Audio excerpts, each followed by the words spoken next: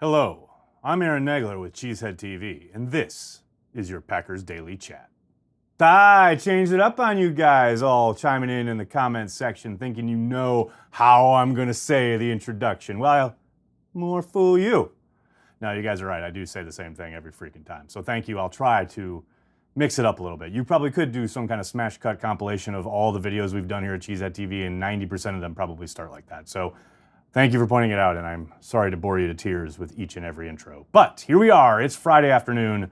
The Packers do not practice on Fridays, but they do offer up an injury report. And on that, as we indicated earlier in the week, Kevin King has already been declared out for Sunday's festivities. Mike Daniels, however, who was on the injury report yesterday with a shoulder injury, has been taken off the injury report as a full participant at practice. He is good to go for Sunday afternoon against the Dolphins. How is everyone? Happy Friday. We're finally here. You get to Monday, you think Friday's never going to happen. And yet, the week trudges along. And then you get to Friday, and you get to talk to you fine folks like Diego, saying the Packers need to look like the Pittsburgh Steelers from last night. That would be a welcome change. I wouldn't hold your breath on that one, though. Donald, this is the week we go buck wild on defense and offense to get things going in the right direction. A lot of optimism out there, and I tell you what, the Dolphins should be, now, I'm not saying they will be, but they should be a get-right game for the Green Bay Packers. However, the last time the Packers were facing a team that should have been a get-right game, Monday night against the 49ers, all hell broke loose, and it took a furious comeback for them to pull out the victory. So, as much as on paper, this game should be a decisive Packers victory, you never know until they kick off. Let's see what else we got here. Well, it looks like the Pack was right not to sign Dez. Yes, news breaking just before we went live that Dez Bryant apparently tore his Achilles on the last play of practice today in New Orleans. That's just brutal. You got to feel for the guy, no doubt about it. Do you think we'll get rid of Bryce next week? It seems to be the trend right now. I doubt it. I think they appreciate what Bryce brings to the table. No one thinks he's an all-pro or anything, but down in and down out, he does his job. And right now, especially at safety, the bodies are in short supply. Can Winston Moss help you? Yeah, I can't help you. Confidence level for the rest of the season? I have no confidence in anything until I see how they play on Sunday. It's a week-to-week league. Anything can happen. As I said at the beginning there, this is a team they should beat. This is a team they should beat decisively. But they've been here before this season and basically pooped the bed. Do you think they will resign Mo Wilkerson? I think there's a chance. I mean, he seemed to fit in well, the culture, the locker room, etc. Played, if not spectacularly, to begin the year. He seemed to bring something to the table. I think a lot of that will depend on their medical evaluation. I know he was anxious to have a good year and then hit the market. Now this should help the Packers' chances if they are interested in bringing him back. And we'll see how it plays out. Where can the Packers take advantage of the Dolphins? On the ground. This is a team that is allowing opposing running backs over 5 yards a carry in their last 6 contests. If this is not a game where the Packers feature Aaron Jones, that they give him the ball many, many times, they should be able to control the clock and win the game. And not even the question of controlling the clock, but they should be able to take advantage of the Dolphins' defense. We can't lose Mike Daniels? Well, they shouldn't. He's off the injury report, full participant, and raring to go. What do you think about what Cobb said? Gil, if anybody joining us is not familiar with the Cobb headline coming out of yesterday's locker room session, asked about the comparisons to prior years when they have been down and then turned it around and gone on a run. Cobb did say it feels different this year. And, there's got to be some truth to that. He's in the locker room. I don't doubt his perception is probably skewed a bit by the fact that he was out for so long with an injury and now has come back and has not been very productive. I don't doubt he's feeling the heat and or kind of pressure on himself to perform. But I tend to agree. Obviously, I'm on the outside looking in, but just taking the pulse of the day-to-day, somebody who we're always looking at the team each and every day, each and every hour, sure does feel different. It does feel like they don't have many answers. I mean, you remember when they were 4-6 and you saw glimmers of it in that Washington game before they went on a run. This year is different in the sense that you've seen glimmers all year. They just haven't been able to put together a 60-minute performance on either side of the ball, really. So that to me is the biggest difference. That whatever it is that's eluding them seems to have been going on all season long. The biggest bright spot of the season thus far? To me, it'd be the emergence of MVS so quickly. I mean, you think of a kid who, he really had an up and down camp. He saw some promise, definitely, but he had major problems with drops and trust issues with the quarterback. And the season has begun, and he has just lit it up. And I think they can't feed him enough. And now that Geronimo Allison's injury has opened up the door, I think that's exactly what they'll do, especially if teams follow the Patriots' lead and start doubling Davante Adams. That should open up things big time for MVS. Is Jair now the leader of that secondary? I think Tramon would probably wear that mantle if you ask the guys in the locker room, but I don't think there's any question that the guys definitely feed off his energy and his swagger. He definitely brings a confidence to the defense that is missing when he's not there. Did they burn the revamped playbook yet? Daniel, we'll find out on Sunday. Davante is going to get double teamed or just Howard on him? That's a good question. I think we'll see a bit of both. I think the Dolphins will start with Howard, but I don't doubt they'll roll coverage his way quite a little bit. Do you think Spriggs may kick out Bulaga next year? I don't think it's necessarily Spriggs, but I do think they'll look to upgrade there. Bob McGinn reported this offseason that they did ask Bulaga to take a pay cut. I know Brian disputed that in the locker room, but I tend to trust Bob's reporting on that one. So I would think they're looking to move on regardless. I wonder if Josh McDaniels would take that Green Bay head coaching job. Excellent offensive mind to pair with Rodgers. Chad, I'm sure he would be interested. I know he's been connected to the Browns job already, but, you know, just as an outside observer, a lifelong fan, I don't want a guy who, you know, had a commitment with the Colts and then backed out at the last minute. I don't want that guy anywhere near the Green Bay Packers franchise. Kevin King is becoming less and less reliable. Julian, it's hard not to call a spade, right? I think the kid's got all the talent in the world, but if you can't stay on the field, it doesn't do you any good. And it's becoming more and more frustrating. There's no doubt about it. Your best ability is your availability. And right now, Kevin King can't be trusted to be available. No two ways about it. Do you think McCarthy has lost the locker room? I don't, actually. I know it's easy for us to sit on the outside and say his message is going stale, what have you. I know Brady Papinga alluded to that earlier this week. I think Tom Oates touched upon it in his column yesterday. And I agree with all of it from the outside looking in. But we're not there. We're not inside. And I do talk to some of the guys in the locker room, and it sure doesn't sound like they've tuned McCarthy out and or that they don't believe in what he's saying or think that he's not worth listening to anymore. He's still their head coach, and I think they still are very attentive and trying to make things work.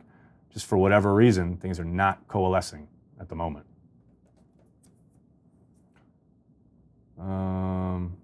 Our wide receiver coach is a trip. Yeah, Gary, David is unique.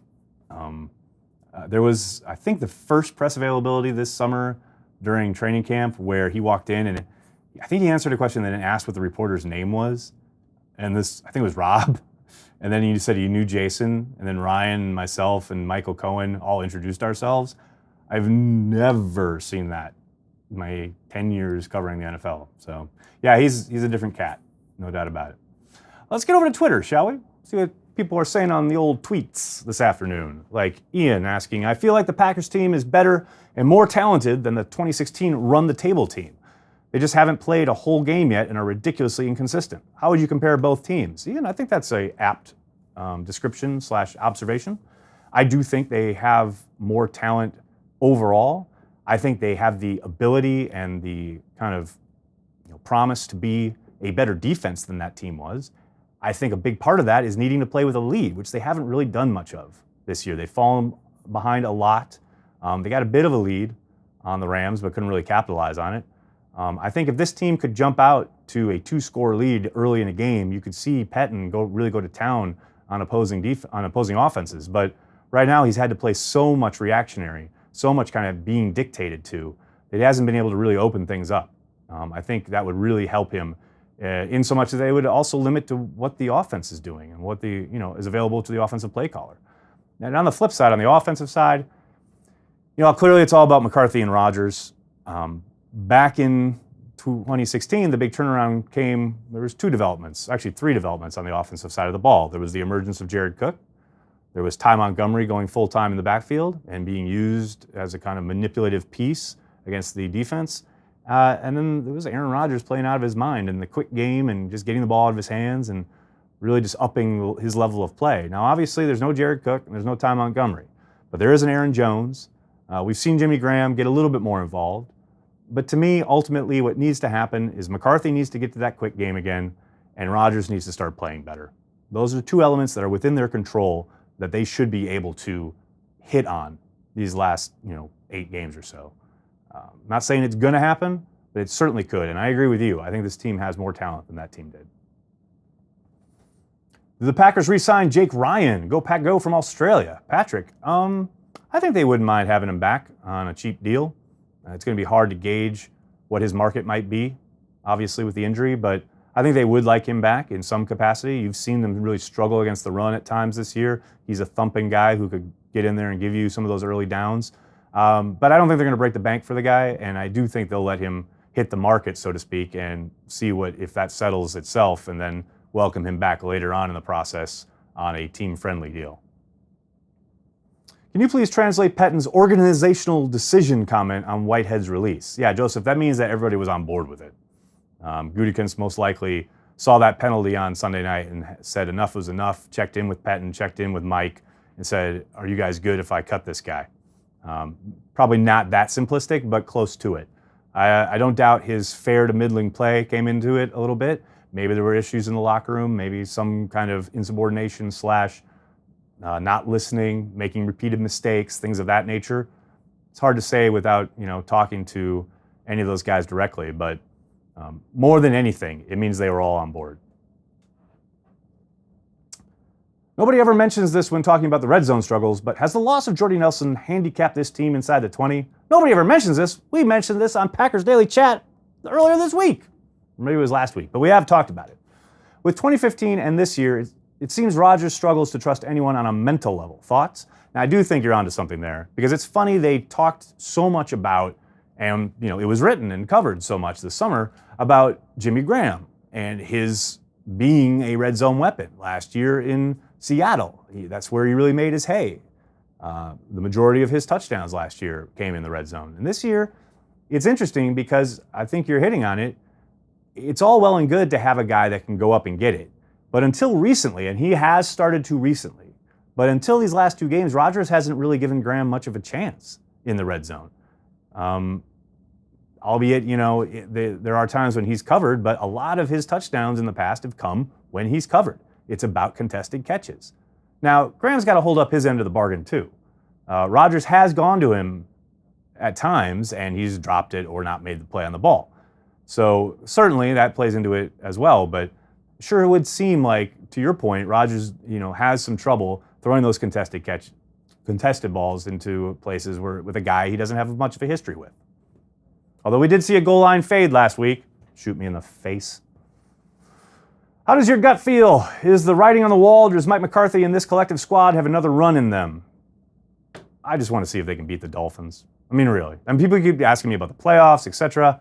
Just can they beat the Dolphins? Just beat the Dolphins at home. Can we just have a game, like someone said earlier, like the Steelers had last night, where they just blow the doors off the place? Can we just have one of those? I ain't being greedy. I just want one. That's just me. What's going on in the live chat? Let's see. As of this afternoon, Dolphins were still in Miami. Let it snow, let it snow, let it snow. Stymie, I did see they got a nice dusting there in Green Bay this morning.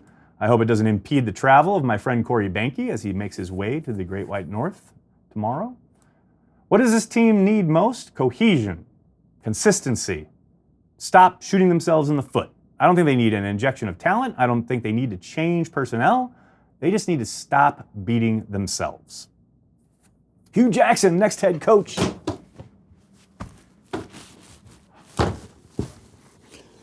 Here lies Aaron Nagler, dead from internet comment chat. Was it corporate malpractice to keep Thompson in charge after his stroke? Well, I hope you enjoy receiving a letter in the mail from the Packers lawyers. I don't know. I mean, I don't think anybody's under any illusions that something's up with Ted Thompson's health, but to say in public that he had a stroke? I mean, do you have proof? Are you his doctor? You have something for us? You're breaking some news here? New O coordinator next year too. Well, Gary, if they bring in a new coach, they no doubt will. Is Rodgers in a funk or the receivers? Never seen this much dropped passes. I think drop passes have been a bit of an issue, but I don't think it's been a major problem. I do think Rodgers is in a bit of a funk, though. If we start winning, do we start adding a little more depth on defense to solidify the D for the playoffs? No. What will it take for Rodgers to stop running the play clock down to 1 second on every play? Eric, apparently an act of God. It's Friday, so Mike, Brian, and Mark must be in Mark's office having a few brewskis right now, right? No, Michael, but I'll be having a few brewskis as soon as I'm done with this. Let's see. What do you think of Gutekunst's approach to the roster? I remember you said he wasn't aggressive enough. Well, it's clear he's been weeding out some of the wheat from the chaff. I do think he was not as aggressive as I expected him to be. It's not a question of whether he was aggressive enough or if he should have been more aggressive. It's just about what my expectation.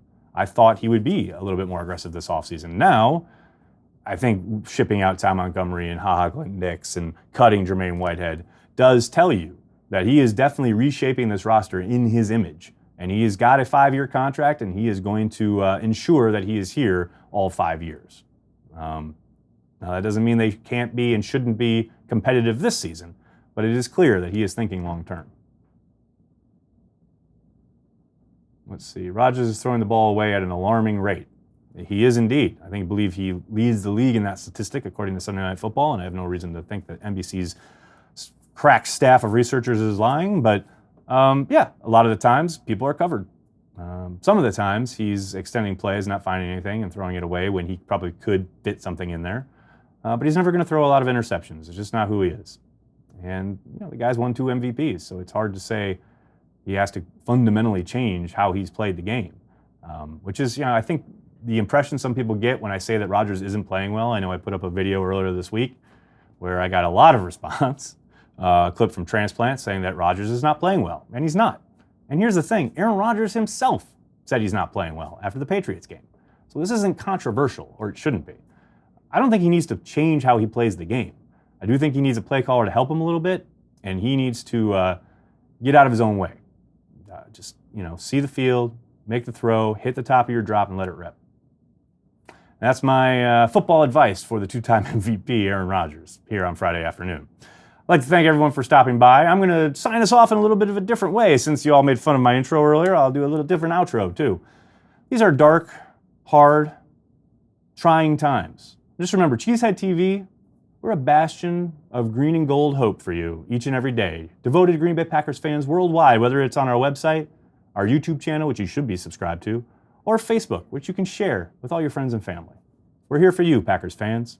Have a great weekend. Don't forget, Madden preview coming up in a little less than an hour.